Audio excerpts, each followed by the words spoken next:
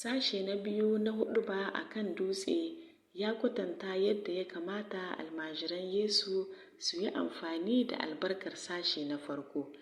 Yesu ya ba da misalai da yawa na abin da ya kamata mu yi, kuma ya nanata cewa Allah ya damu da zukatanmu kamar yadda mu ma ya damu da ayyukanmu.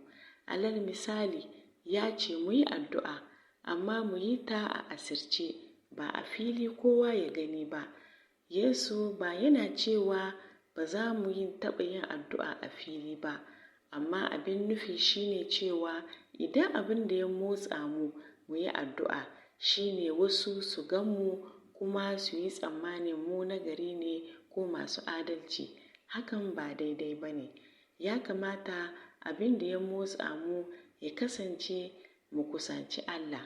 Haka zalika, sa'an da muke bayarwa ga matalauta, dole ne mu ba da kyauta a ɓoye, kuma mu kasance da ƙauna ta motsa mu.